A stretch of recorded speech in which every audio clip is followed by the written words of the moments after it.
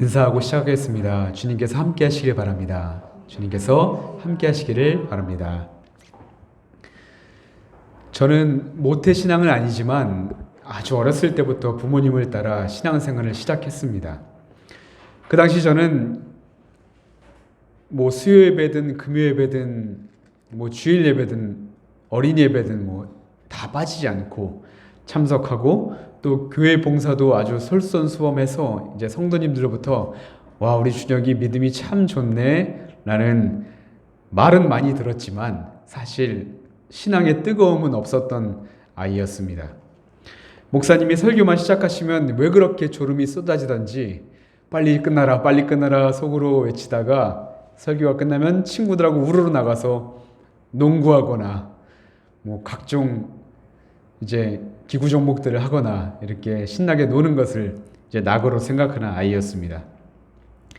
돌이켜보면 그때는 하나님께 이렇게 간절하게 기도해 본 적도 별로 없었던 것 같습니다.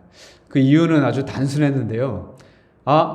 믿음이 좋으신 어머니가 우리 가족들을 위해서, 나를 위해서 기도해 주시니까 내가 굳이 기도할 필요가 있을까? 하나님이 다 좋은 것들을 허락해 주실 거야. 이런 막연한 생각 때문에 기도하지 않았던 것이었죠. 그러다가 고3 부흥회에서 기도하던 중에 하나님을 이제 인격적으로 만난 이후부터는 비로소 깨닫게 되었습니다. 하나님은 어머니의 기도도 들으시지만 나의 기도도 듣고 싶어 하셨구나. 간절하게 자신을 찾을 때 기뻐 맞아주시는 분이며 큰 은혜를 부어주시는 분이구나 라는 것을 그제서야 깨닫게 되었습니다. 그런데 최근에 성경을 읽다가 이런 저와 조금 비슷한 성경 인물을 한 명 발견했는데요. 그는 바로 이삭이었습니다. 이삭. 나를 포기할 수 없었다라는 책을 봤는데 거기서 이 이삭이 어떤 사람이었는지 아주 재미있게 해석한 내용이 있었습니다. 이 책은 이삭을 우리가 지금 흔히 말하는 모태신앙이라고 소개합니다.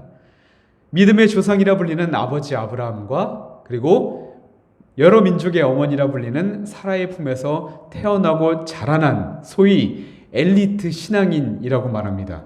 또한 이삭은 아버지 아브라함에 의해 제물이 되는 상황에서도 전혀 반항하지 않았던 그야말로 순종의 대명사요 반듯한 신앙인이라 할 수 있습니다. 그런데 사람들의 눈에는 이삭이 완벽한 신앙인이었을지는 몰라도 하나님의 눈에는 한 가지 아쉬운 점이 있었는데 그것은 바로 은혜를 향한 간절함은 부족하지 않았나라는 것이었습니다. 창세기 25장 21절을 보면 이런 말씀이 있는데요. 이삭이 그의 아내가 임신하지 못함으로 그를 위하여 여호와께 간구하매 여호와께서 그의 간구를 들으셨으므로 그의 아내 리브가가 임신하였더니. 이삭이 결혼하고 20년의 시간이 흘렀습니다. 그런데 여전히 자녀가 없자 하나님께 기도했고 그 기도를 하나님이 들어주셔서 아내 리브가가 임신하게 되었다는 그런 말씀이었습니다. 지금 이삭의 이 기도를 보고서 어떤 생각이 드십니까? 저는 이삭의 기도를 하나님이 지금 들으셨다고 말씀하는데 그렇다면 이삭은 지금까지 20년 동안 단 한 번도 자녀를 달라고 기도하지 않았던 것일까? 이런 의문이 들었던 거예요. 물론 우리가 정확한 것은 알 수 없습니다. 하지만 이삭은 그동안 기도를 하긴 했지만 간절한 기도, 아주 애타는 기도는 하지 않았던 것은 아니었을까라고 짐작해 볼 수는 있는 것이죠. 그래서 하나님은 이삭에게 이삭아, 난 너의 기도를 듣고 싶다. 은혜를 향한 절박하고도 간절한 마음으로 하는 너의 기도를 듣고 싶었어. 바로 이것을 가르쳐주고 싶으셔서 일부러 20년 동안인 불임의 시간을 허용하셨던 것은 아니었을까라고 그 책에서 이제 해석을 하는 것을 보면서 참 흥미로운 생각이 들었습니다. 그런데 이것은 사실 우리에게도 마찬가지입니다. 우리도 이삭과 같은 반듯한 신앙인의 모습을 간직해야 합니다. 그러나 그보다 훨씬 더 중요한 것은 하나님의 은혜를 향한 절박하고도 간절한 마음이 식지 않는 신앙인이 되기를 더욱더 바라야만 합니다. 주님께서는 간절하게 자신을 찾는 일을 기뻐하시고 반드시 큰 은혜를 허락하시기 때문입니다. 오늘 말씀을 우리가 보아 알듯이 간절하게 부르짖는 한 여인의 이야기가 등장합니다. 예수님은 이 여인의 간구를 들으시고 응답하셨을 뿐만 아니라 내 믿음이 크도다라는 놀라운 칭찬도 하시게 되는데요. 오늘 이 여인을 통해 주님께서 지금 우리들에게 주시는 메시지는 무엇인지, 그리고 이 여인의 어떤 면을 보시고 큰 믿음의 사람이다 칭하셨는지 함께 말씀을 나누며 귀한 은혜를 담아가는 시간 되시기를 간절히 바랍니다. 우리가 지금까지 마태복음을 쭉 보아서 알듯이 그동안 예수님께서는 갈릴리에서 사역하시면서 참 많은 일들을 하셨습니다. 병자들을 고치셨고 복음을 전하셨고 오병이어의 기적도 보여주셨고 밤 늦은 시간 갈릴리 바다를 걸어오셔서 풍랑을 잔잔케 하시는 기적도 보여주셨습니다. 그래서인지 예수님 주변에는 늘 많은 무리들이 따라다녔는데요. 예수님을 왕으로 모시고 싶어하는 이들, 그리고 예수님을 어떻게든 트집 잡으려는 종교 지도자들, 또 병고침을 받고 싶어하는 이들, 또 예수님의 특별한 가르침에 반해서 그것을 듣고 싶어하는 사람들, 예수님은 이들의 행동에 때로는 강하게 질책하시기도 하셨고 때로는 긍휼하게 보시면서 위로해 주셨고 치유해 주셨으며 때로는 말씀을 통해 그들에게 천국에 대한 소망을 심어 주셨습니다. 그렇게 예수님은 자신을 찾아오는 모든 사람들을 다 맞아주셨고 사랑해 주셨고 모두가 하나님의 자녀가 되기를 소망하셨습니다. 이런 고된 일정에 지친 예수님은 아주 잠시나마 좀 사람들로부터 벗어나서 쉼의 시간을 갖기 위해 갈릴리를 떠나 이방 땅인 두로와 시돈으로 이동하셨던 것이죠. 그런데 소문이 얼마나 빠른지 예수님은 쉴 수가 없는 거예요. 왜냐? 끈질기게 따라오는 한 여인이 있었기 때문이었습니다. 본문에서는 이 여인을 가나안 여인이라고 소개하는데 이제 병의 본문인 마가복음에서는 수로보니게 족속이라고 소개합니다.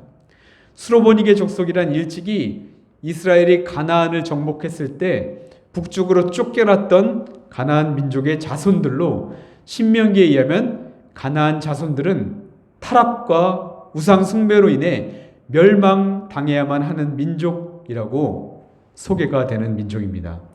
뿐만 아니라 지금 이 여인, 이 가나안 여인은 말 그대로 여자입니다. 이 당시 여자라는 이유 하나만으로 사람 대접 이하의 취급을 받아왔었습니다. 게다가 이 여인은 귀신 들린 딸의 엄마입니다. 당시 사람들은 자기 자녀가 귀신이 들려있거나 병이 들어있으면 그 부모가 잘못을 저질러서 부모가 죄를 지어서 하나님이 저주를 내리셨구나 라고 강하게 믿고 있었습니다. 그러니까 이 가나안 여인은 같은 이방 민족 사이에서도 왕따당하는 소위 말해 멸시받았던 여인이었던 것입니다. 이방인이었고 여자였고 귀신 들린 딸의 엄마입니다. 인간적인 시선으로 보면 선한 것이 하나도 없는 아주 불쌍한 여인입니다. 그래서 이 여인은 예수님의 은혜가 간절히 필요했습니다. 예수님이라면 분명히 자신의 딸을 고쳐주실 것, 나의 마음을 좀 헤아려 주실 것이라는 그 믿음으로 예수님을 찾아가서 아주 간절한 호소를 외치게 되죠. 다윗의 자손이여, 나를 불쌍히 여기십시오.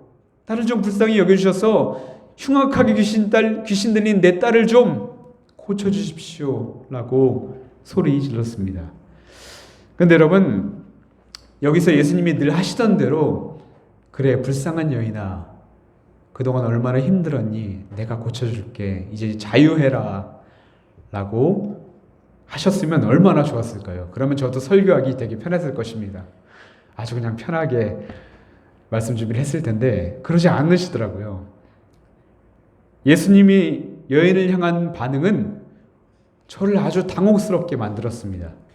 23절을 보면 예수님은 한 말씀도 대답하지 아니하시니 여인의 간절한 외침에도 눈길 한번 주시지 않았다는 것입니다. 그런데 드디어 이 여인의 계속된 외침에 예수님이 응답하는데요. 이때 하신 말씀이 오히려 우리를 더욱더 혼란스럽게 만듭니다. 24절을 보면 나는 이스라엘 집에 잃어버린 양 외에는 다른 데로 보내심을 받지 아니하였노라. 다시 말해 나는 이스라엘 백성들을 위해서 이 땅에 왔지 이방인인 너를 위해서 이 땅에 오지 않았다라는 말씀입니다. 26절은 더 충격적이에요. 자녀에게 줄 떡을 개들에게 주는 것은 옳지 않다. 예수님의 말씀은 한마디로 내 자녀는 이스라엘이고 너는 개라는 거예요. 이스라엘 백성들에게 줄 은혜를 개 같은 이방인에게 주는 것은 옳지 않다라는 말씀이었습니다. 그러나 그럼에도 불구하고 이 여인은 끝까지 포기하지 않았죠. 27절입니다. 주여 옳습니다. 그러나 개들도 주인의 상에서 떨어지는 부스러기를 먹지 않습니까? 그러자 언제 그랬냐는 듯이 예수님의 태도가 돌변하죠. 여자여 참으로 내 믿음이 크도다. 내 소원대로 되리라. 오늘 이야기는 그 즉시 여인의 딸이 낫게 되는 것으로 마무리됩니다. 여러분, 오늘 말씀은 우리의 마음을 참으로 복잡하게 만듭니다. 고통당하는 이들의 아픔을 마치 자신의 아픔처럼 여기셨던 우리 예수님이 맞나? 라고 헷갈릴 정도입니다. 그렇다면 왜 예수님은 이 여인을 냉정하게 대하셨던 것일까요? 왜 여인의 간구함을 처음부터 들어주지 않으시고 모욕하고 나서야 왜 그 소원을 들어줬던 것일까요? 그런데 여러분, 그 답은 사실 마태복음 15장 전체를 묵상하다 보면 쉽게 우리가 찾을 수가 있습니다. 왜냐하면 오늘 본문은 15장에서 따로 떨어져 나오는 그런 말씀이 아니라 1절부터 오늘 본문까지가 하나의 메시지를 담고 있는 그런 말씀이기 때문이죠. 1절을 보면 예수님의 제자들이 손을 씻지 않고 떡을 먹는 것을 본 바리새인과 서기관들이 예수님께 찾아와 따지기 시작합니다. 왜 예수님, 당신의 제자들은 율법을 지키지 않습니까? 라는 것이었어요. 그러자 예수님은 그 지적에 조목조목 반박하시는데, 특별히 종교 지도자들이 하나님의 은혜보다 자신들이 만든 율법을 더 높게 여기고 더 중요시했던 것을 아주 강하게 지적하셨습니다. 그러면서 그들은 모두 영적인 맹인이며 결국 맹인이 맹인을 인도하는 꼴이 되어서 결국 후에 모두 구덩이에 빠지게 될 것을 아주 강하게 경고하셨습니다. 그리고 예수님은 이어서 나오는 이 수로보니게 여인을 통해서 지금 바리새인들에게 이런 메시지를 전하고 싶으셨던 것입니다. 바리새인들아, 서기관들아, 잘 들어라. 내 구원의 순서는 이스라엘 백성들인 너희들이 먼저야. 그런데 너희들이 여전히 하나님의 은혜가 아니라 율법의 형식에만 매여서 끝까지 나를 외면한다면 내 구원의 순서가 유대인이 아니라 이방인이 먼저 될 것이다. 이 여인을 봐라. 이 여인은 너희가 개 취급하는 그런 여인이 아니냐. 그러나 지금 이 자리에 나와서 전심으로 은혜를 갈망하고 있다. 지금 너희들에게 가장 필요한 것은 율법의 행위가 아니라 이 여인처럼 하나님께 온 마음과 정성을 쏟는 간절함을 표현하는 그 전심이다. 예수님은 바로 이것을 말씀하고 싶으셨던 것이죠. 저는 이 말씀을 보면서 마태복음 19장 30절 말씀이 떠올랐습니다. 먼저 된 자로서 나중되고 나중된 자로서 먼저 될 자가 많으니라. 그렇습니다. 먼저 믿은 우리들은 늘 영적으로 긴장해야만 합니다. 내가 좀 교회 오래 다녔다고, 내가 성경 좀 읽었다고, 내가 남들보다 교회 봉사를 많이 한다고. 그러나 주님은 먼저 된 자로서 나중되지 않을까. 이 바리새인들처럼 먼저 되었지만 나중되는, 아니 주님의 구원으로부터 완전히 멀어지지 않을까를 먼저 고민하고 나를 돌아보고 하나님 앞에 무릎 꿇고 기도하라고 우리에게 권면하고 있는 것입니다. 늘 영적으로 간절하게 깨어 기도하라고 말씀하고 있는 것이죠. 이 여인처럼 주님의 은혜를 전심으로 구하는 이 마음이 너희들 안에 회복되어야 한다고 지금 우리에게 말씀하고 있는 것입니다. 그런데 여러분, 사실 이 내용에서 가장 놀라운 것은 저는 사실 이 여인의 태도가 아닐까 생각이 듭니다. 말씀을 다시 보면 여인은 지금 생전 처음 보는 예수라는 분에게 조롱당한 것이나 마찬가지였습니다. 개 같은 너에게 줄 은혜는 없다. 간청을 거부당한 것으로도 모자라 개 취급까지 당한 것입니다. 여러분 얼마나 억울합니까? 예수님을 향한 모든 기대와 희망이 송두리째 다 무너지는 그런 심정이었을 것입니다. 그런데 그 상황에서 여인의 반응이 참으로 놀라운데요. 그래요 주님, 저 개 맞습니다. 상에 차려진 음식을 먹을 자격도 없다는 것 알고 있어요. 그러나 은혜의 부스러기라도 먹을 수 있잖아요. 주님 없으면 저는 하루도 살아갈 수 없어요. 저는 주님의 은혜가 간절하게 필요합니다. 여인은 자신이 은혜를 받을 만한 아무런 자격도 없는 개 같은 존재임을 스스로 알고 있었던 것이었습니다. 마태복음 전체를 보면 예수님께 믿음을 칭찬받은 단 두 사람이 등장하는데 바로 오늘 본문의 가나안 여인과 마태복음 8장에 나오는 백부장입니다. 그런데 이 두 사람의 공통점이 무엇입니까?